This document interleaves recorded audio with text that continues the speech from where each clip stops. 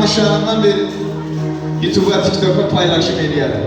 Etiraf Göranboylu səhifəsində. Sərdar Elbəyoğlu səhifəsində. Sənətçi öpürəm səni. Respublikamızın çox dəyərli sazmeni. O sazmen mövzusunu hər sazsalana şamil eləmirlər. Onu yaxşılara şamil edirlər. Sərdar yaxşılar nümunəsində varsın. Öpürəm. Başları tel eləyin yavaş yavaş. Qaqabala. Balabala. Qığılcım ocağın bağrından qopar.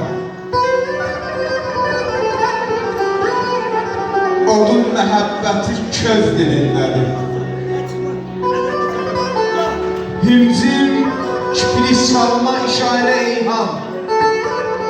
Baxış dilindədir, göz dilindədir. Kəhliyin dilində daş danışır, daş. Qəmin əsərlir gözündəki yaş. Bizim dilimizdə nə var ki, qardaş? Nə varsa Tanrının öz dilindədir. Gözəllər danışar mələk dilində.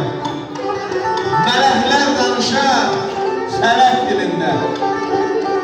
Yazın təravəti çiçək dilində. Qışın təravəti buz dilindədir.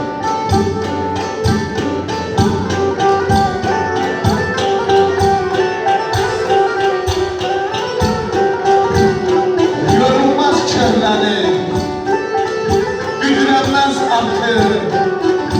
Torpaqdır, ocaqdır, ömrü, həyatı. Zəlimxan nə yazsa, qoşma hayatı. Zəlimxan nə desə, söz dilindədir, söz dilindədir.